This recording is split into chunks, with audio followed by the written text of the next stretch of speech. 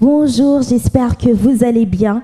Bienvenue à tous à notre première émission Mon temps de témoignage. La parole de Dieu nous invite à témoigner la gloire et la grâce que Dieu a manifestée dans notre vie. Apocalypse chapitre 12 au verset 11 nous dit ceci. Ils l'ont vaincu à cause du sang de l'agneau, mais également à cause de la parole de leur témoignage, et ils n'ont pas aimé leur vie jusqu'à craindre la mort. Je suis votre sœur Schneidine, membre du Centre missionnaire évangélique, et aujourd'hui, j'ai sur le plateau avec moi le frère Christian. Frère Christian, comment vas-tu? Ça va et toi? Je vais très très bien. Alors, je te laisse te présenter pour les personnes qui ne te connaissent pas encore. Alors, je m'appelle Christian, j'ai 24 ans et je viens du 93 à Bagnolet. Très bien. Bienvenue encore une fois. Merci. Alors, qu'est-ce que tu fais dans la vie? Alors, actuellement, je suis étudiant D'accord. Tu es étudiant en quoi? Juste pour faire connaissance. en histoire. D'accord, très bien. Alors, aujourd'hui, frère Christian, tu as décidé de témoigner ce que le Seigneur a accompli dans ta vie. C'est bien cela? C'est ça, oui. Qu'est-ce qui a provoqué cette décision? En tant que chrétien, pour moi, c'est important de témoigner ce que Jésus a fait dans notre vie, quoi. D'accord, très bien. Donc, je te laisse parler de ce que Jésus a fait dans ta vie. Alors, faut savoir que moi, je suis né dans une famille chrétienne. Voilà, ma mère est chrétienne, mon père est chrétien, mes grands-parents sont chrétiens. Et j'ai toujours vécu dans ce cocon chrétien, vraiment prier l'église, l'école, l'église, la caille. Tous les Toujours dimanches. ça, tous les dimanches, voilà. Et voilà, et j'ai accepté le Seigneur Jésus très tôt dans ma vie, vers mes 10-11 ans à peu près. Et voilà, je priais avec mes parents, avec ma mère, je lisais ma Bible avec ma mère. Et voilà, je faisais ma vie, quoi. Donc, tu avais quel âge quand tu avais accepté Jésus? À peu près 10-11 ans, mais je ne suis pas très sûr dans ces eaux-là. Waouh. Et est-ce que tu te rappelles à l'époque, qu'est-ce qui t'avait poussé à prendre cette décision? Je me rappelle, c'était l'école des dimanches chez les jeunes. Et pour la première fois, j'avais senti la présence du Saint-Esprit. Et ce jour-là, je me suis dit, je vais donner ma vie à Jésus. Waouh, gloire à Jésus. Et puis, qu'est-ce qui s'est passé après? Du coup, ensuite, je vis ma vie, je fais le collège, etc. Mais il faut savoir que après la primaire, je priais pas du tout, je lisais pas du tout ma Bible. Voilà, quand je priais pas avec mes parents, je priais pas. Quand je lisais pas ma Bible avec mes parents, je lisais pas ma Bible. Du coup, période collège jusqu'au lycée, rien le néant, quoi. Et arrivé au lycée, j'ai changé de lycée dans une autre ville. Et c'est là où tout a basculé, quoi. J'ai fréquenté des mauvaises personnes, des très très très mauvaises personnes qui malheureusement m'ont influencé dans mon comportement. Voilà, je fumais des cigarettes, je fumais des joints, je buvais beaucoup d'alcool aussi. Et voilà, quoi. Je faisais plein de bêtises, vente de drogue, je volais beaucoup aussi. Ça, c'était un truc, je volais beaucoup, des téléphones, des sacs dans la rue. Voilà, quoi. Donc, et tu viens de dire que c'était à cause des mauvaises fréquentations, c'est ça? C'est des personnes que tu as rencontrées au lycée?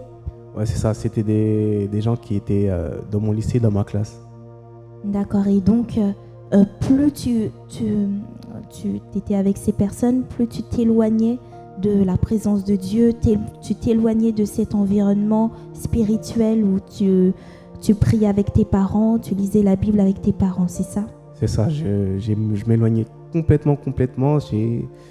Voilà, pour moi, il ne fallait même pas me parler de Dieu. Voilà, pour moi, c'était...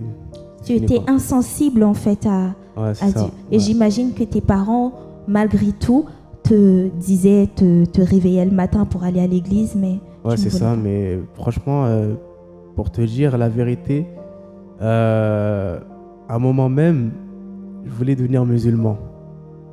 Parce que pour moi, c'était... Il ne fallait pas me parler de chrétien. Je sais pas, j'étais plus du tout intéressé par l'église, etc.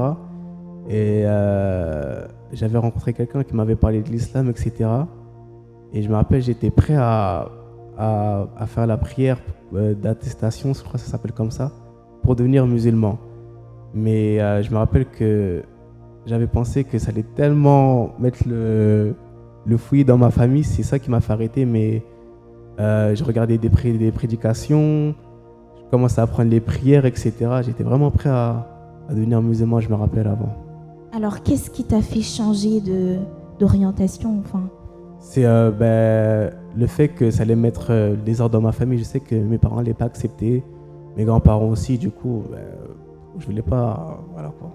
D'accord, donc on voit un peu Christian dans son passé, c'était pas vraiment le Christian que nous avons aujourd'hui.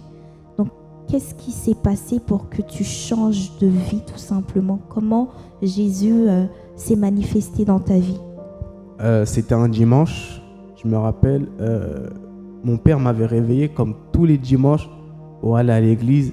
Et il savait très bien que moi je voulais pas aller à l'église, il fallait pas me parler de ça. Mais tous les dimanches, il insistait pour que j'aille à l'église.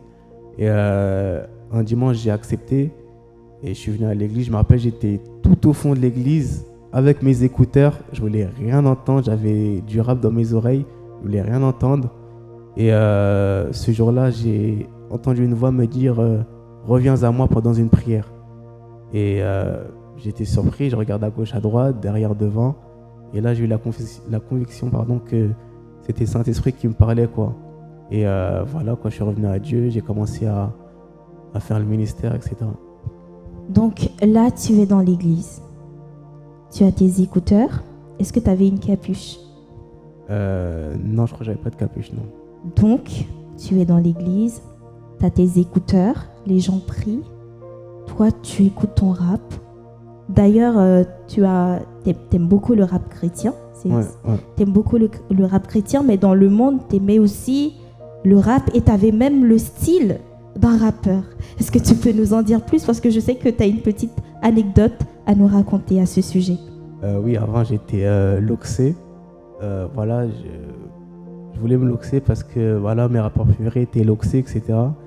Et voilà, j'avais des locks et par conviction, encore une fois, j'ai décidé de couper mes locks vraiment pour tirer un trait à ma vie passée, quoi. Le Christian loxé, c'était avant et vraiment pour couper court, j'ai décidé de couper mes locks par conviction.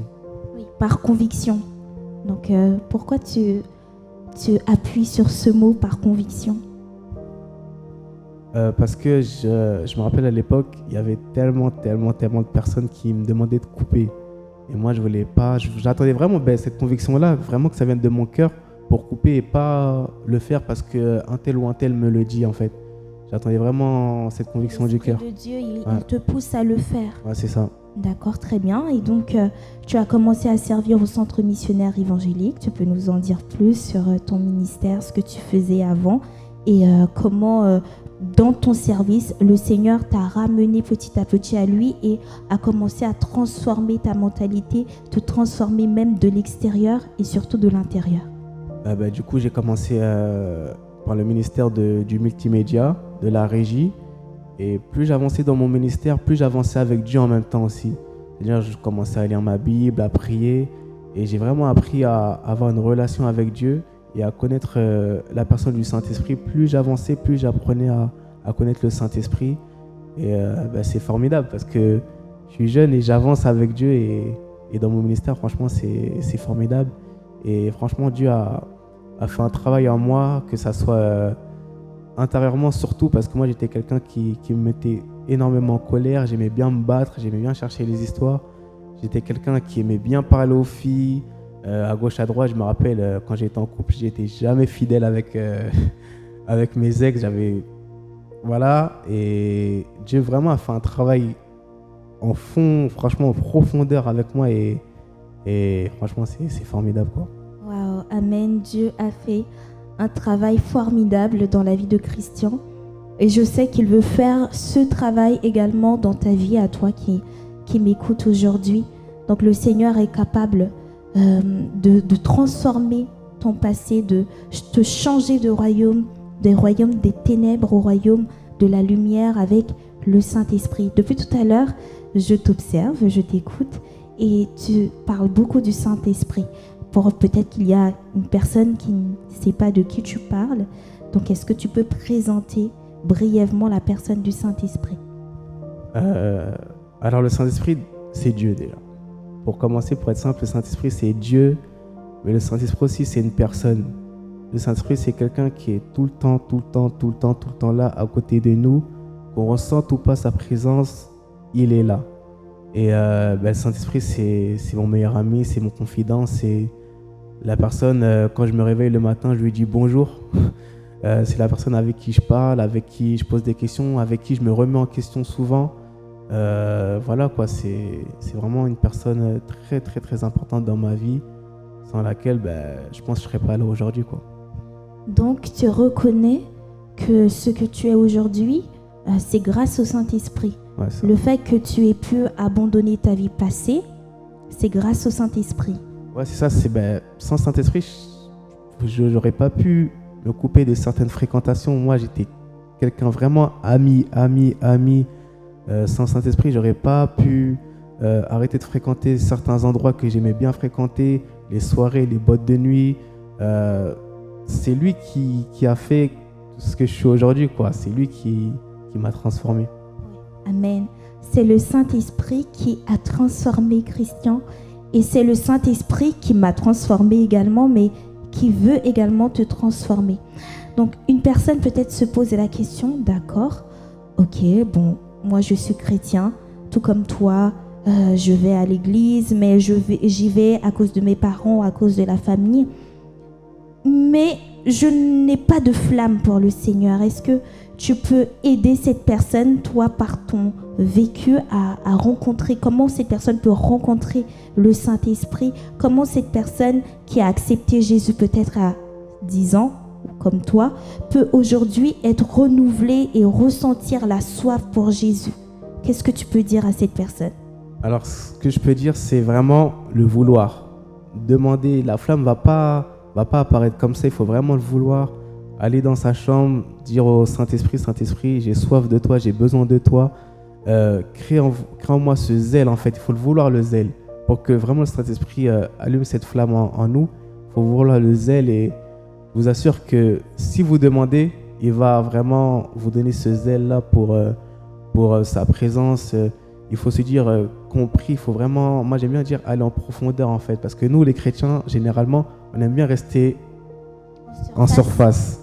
Alors que le Saint-Esprit, c'est tellement large et on peut aller en profondeur, mais on aime bien rester en surface, prier 5 minutes le soir. Je n'ai pas dit que c'est pas bien, mais quand on connaît vraiment l'étendue du Saint-Esprit, il y a une étendue et vraiment demander au Saint-Esprit d'aller en profondeur avec lui. Amen, gloire à Dieu. Et pour une personne qui, par curiosité, a cliqué sur cette vidéo, mais qui ne connaît pas le Seigneur Jésus, qui n'est pas du tout dans cet environnement, qu'est-ce que tu peux lui dire en fait par rapport à son salut du coup? Est-ce que tu peux lui parler brièvement de qui est Dieu et ce que Dieu veut pour lui aujourd'hui? Alors ce que je peux dire, c'est que Jésus, c'est pas une religion déjà. C'est une relation. Et peu importe la personne qui m'écoute aujourd'hui, Dieu, il veut ton cœur en fait. Je sais que peut-être tu as passé des moments difficiles dans ta vie, etc. Mais j'en suis sûr que Dieu, il t'aime et il te veut. Il te veut et il veut ton cœur. Il veut que tu reviennes à lui ou que tu viennes à lui. Et franchement, il t'aime. La Bible dit que car Dieu a tant aimé le monde qu'il a donné son Fils unique afin que quiconque croit, c'est-à-dire que toi, moi, que tu sois dans les cités, que tu sois dans le 16e arrondissement de Paris, que tu t'habilles comme ça, que tu aies des locks, que tu as le crâne rasé, que tu as des teintures, quiconque. C'est-à-dire que toi, moi, tout le monde, Dieu te veut et Dieu t'aime et il a donné son Fils pour toi. Amen. Et c'est pour ça, dans sa parole, il dit que je ne suis pas venu appeler ceux qui sont en bonne santé, mais ceux qui sont malades. Dieu, il est venu appeler les pécheurs. Donc merci, frère Christian, pour ce beau témoignage. Nous avons compris que le Seigneur est celui qui nous ramène du royaume des ténèbres au royaume des lumières, qu'il est celui qui viens tout simplement à nous, qu'importe notre péché, notre saleté, notre ignorance de sa présence. Comme le frère Christian, il était à l'église en train d'écouter du rap du monde, mais le Seigneur est quand même venu le chercher parce qu'il nous aime, parce qu'il a des projets de paix, il a des projets de bonheur pour chacun d'entre nous. Et le plan salutaire n'est pas que pour Christian ou pour moi, mais ce plan est également pour toi qui m'écoute et qui me regarde aujourd'hui. Alors frère Christian, je vais te laisser faire une prière de clôture pour les personnes qui ont pris cette décision en t'écoutant de découvrir le Saint-Esprit ou même de donner leur vie à Jésus. Père éternel, Père de grâce, merci Seigneur, merci parce que depuis très longtemps Seigneur, tu m'as à cœur de faire mon témoignage Seigneur. Merci Seigneur parce que j'ai pas honte de toi, j'ai pas honte de dire d'où tu m'as sorti Seigneur Dieu. Merci parce que j'ai pas honte de mon passé et j'ai pas honte de dire aux gens Seigneur Dieu ce que tu as fait pour moi Seigneur. Merci Seigneur parce que je sais que ce qu'on est en train de faire aujourd'hui Seigneur est suscité par ton esprit. Et merci parce que je sais que tu parles à un cœur à quelqu'un Seigneur Dieu. Je sais que la parole, mon témoignage, par mon témoignage Seigneur Dieu, quelqu'un est touché, quelqu'un peut-être qui était dans la même situation que moi est touché Seigneur Dieu. Et je te demande Père éternel, cette personne qui a été touchée, de remplir son cœur, de remplir le vide qui est dans son cœur Seigneur Dieu. Merci parce que je sais que tu le fais, merci parce que je sais que tu es bon. Merci Père éternel au nom de Jésus. Amen. Amen, le Seigneur est bon. Donc merci à toi qui as regardé cette vidéo. Si tu as pris la décision de suivre le Seigneur de Jésus ou même de renouveler ton intimité avec le Saint-Esprit, n'hésite surtout pas à nous écrire en commentaire et à visiter notre assemblée au Centre missionnaire évangélique à cette adresse 16 avenue Descartes au Blanc-Ménil. Nous t'attendons et nous te disons à très vite.